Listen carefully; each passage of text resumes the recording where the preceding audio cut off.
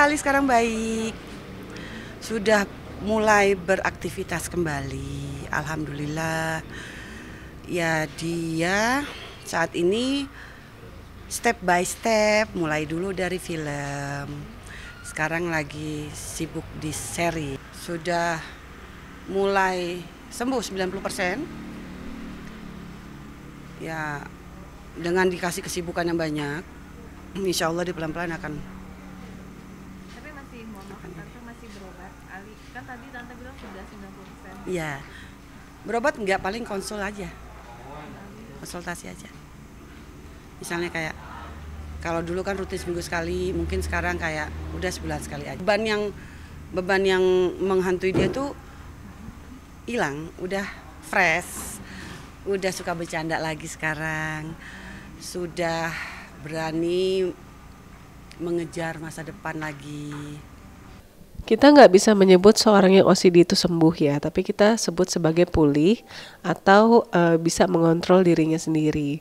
Kuncinya seseorang yang mengalami OCD bisa dikatakan pulih adalah ketika mereka bisa coba untuk berdamai dengan pemikiran obsesif dan perilaku kompulsif mereka hingga tidak lagi mengganggu rutinitas yang mereka harus lakukan sehari-hari, atau bahkan bisa malah menjadi sebuah pondasi ataupun sebuah potensi yang bisa mereka kembangkan demi mendukung rutinitas mereka seperti itu.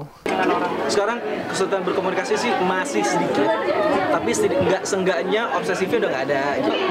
Tinggal ada yang di pikiran, namanya intrusive thoughts-nya. Jadi intrusive thoughts-nya itu masih intrusive thoughts-nya udah hilang. Cuman namanya ada di dalam diri tuh ego gitu yang tiba-tiba timbul.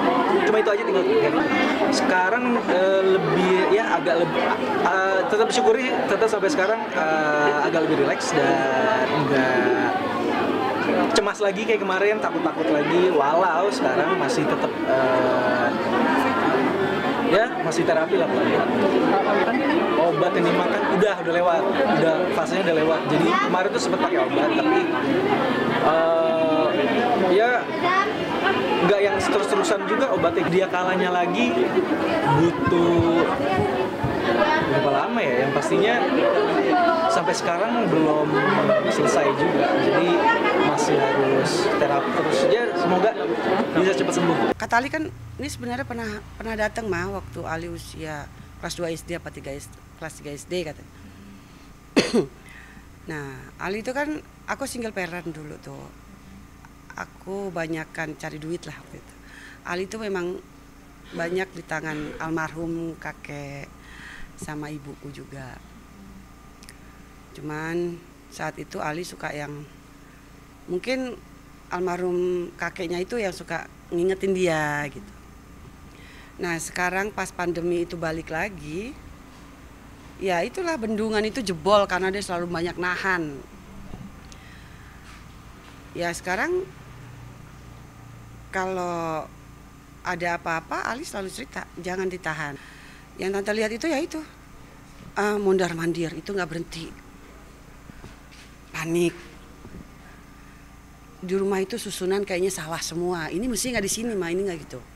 Beban loh. Itu jadi beban. Ada apa ini? Kenapa gitu? Ya pelan-pelan aku korek, tahu tanya. Ya gimana Ali mau konsultasi apa mau berobat? Iya deh Mak, iya deh. Aku ya kasih beberapa ini Nama ya. referensi ya. Ya akhirnya dia pilih yang dia mau sendiri.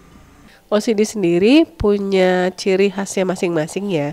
Jadi kita sebut sebagai topik atau tema utamanya. Ada yang temanya kerapihan, ada yang temanya kebersihan, ada juga yang temanya seksualitas, ada yang temanya kekerasan, ada juga yang temanya ketuhanan. Nah, kalau yang temanya kerapihan dan kebersihan biasanya ditandai dengan mereka sering merapihkan ataupun membersihkan sesuatu. Jadi nggak bisa sedikit pun melihat ada yang kotor ataupun ada yang nggak rapi. Nggak beda sama orang yang memang suka rapih ya. Ya, kalau ya. Mama tadi dulu mah, jangan ngomong dulu mah. Oh, kayak gini. Dah, mama mau ngomong apa? Gitu. Itu aja. Dia berjuang lah, berperang dengan dirinya sendiri. Ali itu penyedih. Ali itu penyedih dan apa ya, dia nggak bisa kehilangan benda atau apapun yang dia sayangin. Itu Ali, dari kecil. Contohnya apa tante? Kayak baju kesayangan dia, udah nggak muat. Li kita sumbangin aja ke panti asuhan. Jangan mah, jangan. Yang lain terserah, tapi kalau yang ini jangan. Kenapa? Enggak, yang ini jangan. Simpan. Ada disimpan sama dia. Novel-novel dia, buku-buku komik-komik dia kecil. Padahal udah hampir setengah dimakan rayap kali. Di saat dia udah nggak suka dengan apapun, tapi hal itu selalu mendekat ke dia, selalu nempel. Disitulah dia meledak. Contohnya apa tante? Ya adalah yang seperti dia cerita waktu itu kan. Gini, aku nggak akan pernah aku nggak mau ngasih panggung ke siapapun. Apalagi atas nama anak aku. Dan aku no comment. Sebetulnya aku nggak nyangka ya seorang Aliando kayak gitu menjadi punya prestasi yang bagus. Dia itu ternyata serius banget.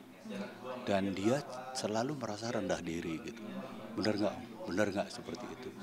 Bahkan ketika aku hadapkan mereka pada anak-anaknya untuk supaya research ya. Bagaimana karakter bapaknya.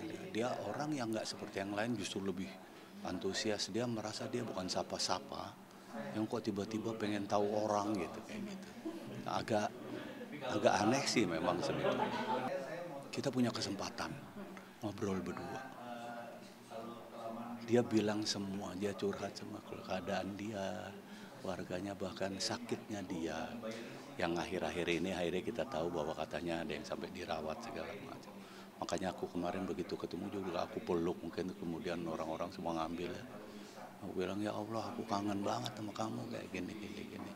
Ya Om, aku sakit. Gini, aku nggak akan pernah aku nggak mau ngasih panggung ke siapapun.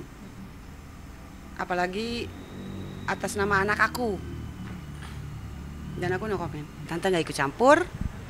Yang penting apapun itu, Tante pingin beban dia lepas. Tante justru bangga dia berani speak up.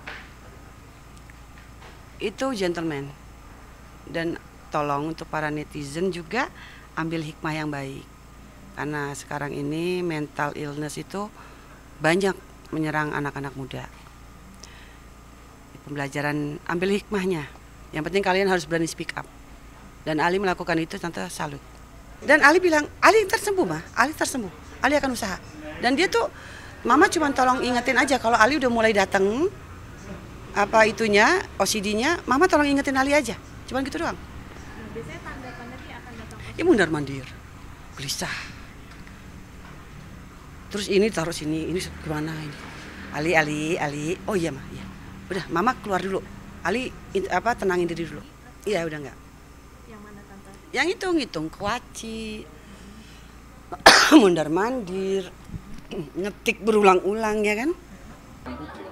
Ya, sekarang terakhir lagi dia balik lagi tampil di depan publik. Ya kembali, tapi nggak yang mungkin nggak kayak butuh proses, nggak yang main IG ya, update story ya, yang sering gitu, paling nggak, tetap mungkin main film aja, kerja gitu aja sih paling. So ini kan sambil terapi soalnya. Oh iya. Mungkin kalau udah sembuh ya, Instastory ya tiba-tiba. Ya main ngumpul gitu ya. Nah, itu nggak ada sama sekali. So cuma bisanya terapi. Gue sebenarnya juga nekat juga mau masuk lagi ke entertain karena nggak maksa untuk banyak hal yang pasti, yang cukup aja toh sambil terapi, karena terapi selanjutnya itu komunikasi. Iya, seneng banget pastinya bisa balik lagi ke dunia entertain, dan ya semoga di dunia entertain bisa lebih baik lagi dan banyak lagi kita bisa membuat hal-hal yang lebih bagus dari sebelum-sebelumnya paling gitu.